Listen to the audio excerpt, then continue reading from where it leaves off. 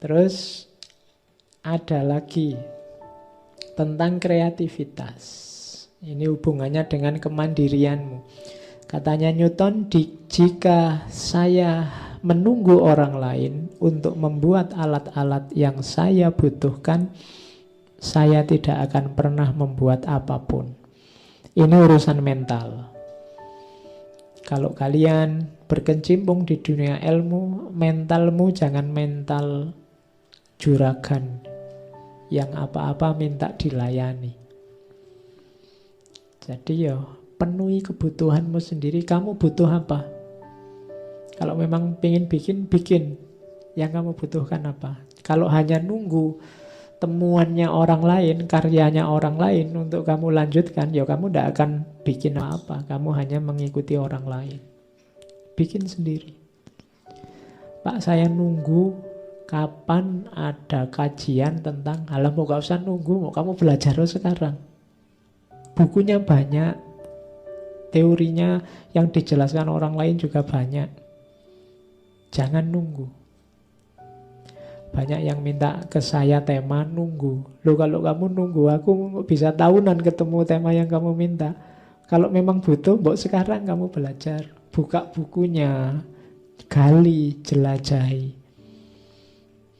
Jadi itu kuncinya kreativitas. Bahkan sampai level you have to make the rule, not follow them.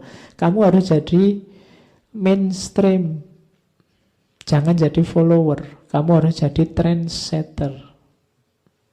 Saintis itu menciptakan hal-hal baru yang banyak diikuti orang. Jangan hanya jadi follower. Itulah. Padahal kamu mengikuti ribuan orang, followermu cuma 2. Iya, itu pun dari akunmu yang lain yang kamu bikin sendiri. Iya, kamu cuma follower ngikuti orang lain yang nggak ada yang ngikuti kamu. Cirinya saintis itu dia bikin hal yang baru, yang original, yang menarik karena dibutuhkan oleh orang lain.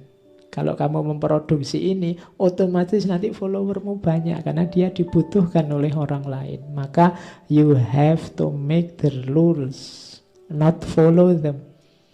Kamu yang bikin aturan, jangan kamu ikut aturannya orang lain. Berarti kamu tidak kreatif.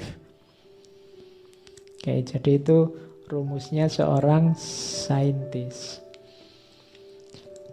Kalau ini terakhir tentang kehidupan, ini agak umum kalimatnya. Live your life as an exclamation rather than an explanation. Hiduplah dengan hidup yang seperti exclamation. Exclamation itu seruan. Bukan hidup yang explanation. Explanation itu penjelasan. Hidup yang seruan itu kan hidup yang menyeru, membuat orang bergerak, membuat orang mengikutimu, membuat orang mendekatimu karena butuh padamu. Bukan hidup yang explanation. Hidup yang kamu butuh menjelaskan ke orang lain karena orang tidak memahamimu, karena orang mungkin tidak suka denganmu, karena kamu tiap hari menyusahkan mereka, karena gaya hidupmu tidak cocok dengan mereka. Terus kamu butuh banyak menjelaskan. Tiap hari kamu bikin excuse. Tapi jadilah manusia yang exclamation. Manusia yang seruan, bukan penjelasan. Hari ini kan banyak orang yang penjelasan. Menjelaskan dirinya biar diterima. Tapi jadilah orang yang kamu tidak perlu menjelaskan. Orang otomatis akan mengikutimu. Karena karya-karyamu. Karena kreativitasmu, karena tuntunanmu, gaya hidupmu yang menarik bagi orang lain. Itu namanya exclamation.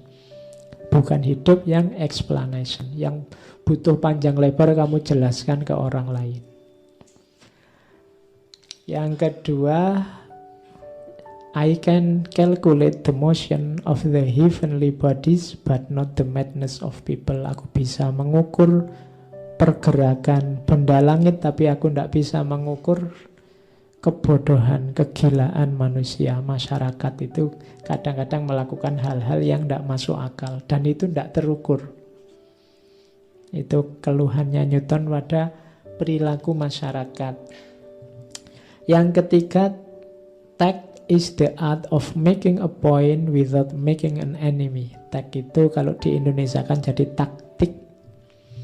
Yang disebut taktik itu making point without making an enemy. Kalau bisa hidupmu semakin meningkat, itu kan making point. Kamu menghasilkan sesuatu making point, tapi without making an enemy. Itu ciri orang yang cerdas. Itu namanya taktik. Kamu sukses tapi tidak ada yang tersakiti. Kamu tidak nambah musuh. Kamu berhasil, tapi malah nambah teman, nambah banyak orang yang suka padamu. Karena kalau sukses sambil menyakiti orang lain itu gampang, mudah. Tapi sukses yang bisa tanpa nambah musuh itu tidak gampang. Kalau bahasanya Sosro Kartono kan menang tanpa ngasorake. Menang tanpa mengalahkan. Nah, ini kalimatnya Sosro Kartono versi Isaac Newton. Jadi making a point without making an enemy. Kebenaran itu kan sering begini, ketemu ternyata sama yang diungkapkan di sana sama di sini. Bedanya yang sini pakai bahasa Jawa, yang sana pakai Quran bahasa Arab, yang barat pakai bahasa Inggris. Isinya sama ternyata. Itu yang disebut kebenaran itu hakikatnya satu. Oke. Yang keempat ini penting. Pengalaman yang sama dapat menimpa siapapun, tapi sejauh mana dan secepat apa pengalaman yang sama itu memberi pelajaran pada seseorang, hasilnya akan berbeda atau relatif satu sama lain. Jadi orang itu punya kesempatan yang sama, punya kekuatan yang sama. Bahkan juga kalau ditelusuri pengalaman yang sama. Pengalaman lahir kecil, main-main, jadi remaja, sekolah, kuliah. Ini kan pengalaman-pengalaman. Hampir semua kita mirip. Meskipun ada beberapa yang extraordinary. Tapi secara umum sama. Yang membedakan apa? Kemampuan untuk mengambil pelajaran.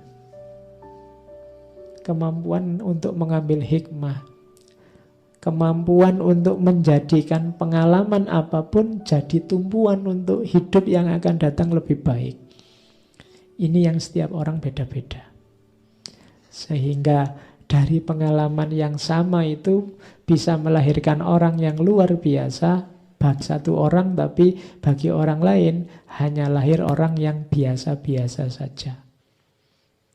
Kalau yang aspek ininya beda-beda, meskipun bekal dan isinya sama. Oke, jadi itu beberapa pandangannya tentang hidup masih ada. Kalau ini bisa jadi rumus. What goes up must come down. Apapun yang naik pada akhirnya pasti turun. Jadi hidup itu ada bagian ininya. Kita awalnya semua setara biasa-biasa, dalam perjalanan hidup ada yang kemudian melejit naik. Tapi yang naik pasti pada saatnya akan turun.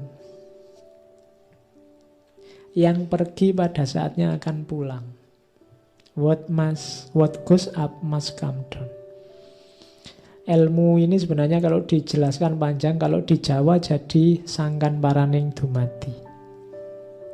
Kalau pakai bahasa Islam, bahasa Al-Quran mungkin jadinya innalillahi wa inna ilaihi raji'un. Cuma ini versinya Newton. What goes up must come down. Yang berangkat naik ya nanti akan kembali turun. Wong memang tempat asalnya di bawah tapi terus dia naik, terus balik lagi turun. Hidup itu begitu, up and down. Terakhir, we build too much too many walls and not enough bridge. Ini menyindir kehidupan sosial kita. Kita terlalu banyak membangun tembok, tapi terlalu sedikit membangun jembatan. Akhirnya apa? Manusia banyak terkotak-kotak. Jadi kita terlalu banyak topeng, terlalu banyak identitas, terlalu banyak bangunan yang kita bikin untuk memisahkan kita dalam kehidupan kita, sehingga kita terpisah-pisah. Sebenarnya tidak masalah orang itu mengafiliasikan diri, aku kelompok A, kalau kamu kelompok B. Ini kan namanya membangun tembok. Tidak apa-apa, cuma yang keliru apa? Kita kurang membangun jembatan. Jadi, ya kalau bahasanya Habermas komunikasi, ya kita kurang komunikasinya. Jadi kita tidak punya jembatan untuk saling bersentuhan. Akhirnya kita benar-benar terpisah. Sehingga kita rawan konflik. Kita terlalu banyak bikin tembok-tembok, bikin benteng-benteng tanpa jembatan. Silahkan kamu punya aliran A, saya aliran B, yang lain aliran C. Tapi mbok yo, dalam benteng kita masing-masing, antar benteng kita dibangunlah jembatan. Sehingga kita tetap bisa saling berhubungan. Kita terpisah-pisah tapi tidak tercerai-berai. Kenapa? Ada jembatannya. Kekeliruan kita selama ini, kita terlalu banyak bikin tembok, bikin benteng, dan minim jembatan. Kalau sekedar terkelas-terkelas, terkelompok-kelompok kita sudah. Berarti sekarang saatnya kita bikin banyak jembatan. Banyak usaha untuk saling bersentuhan, saling berkomunikasi, saling bersambungan satu sama lain sebelum kita benar-benar bercerai-berai. Dalam segala aspek kehidupan kita hari ini. Baik di dunia nyata maupun di dunia maya. Tugas kita hari ini. Oke, saya kira itu ya. Isaac Newton dengan segala kebijaksanaan hidupnya, di luar karya-karyanya yang luar biasa di bidang sains.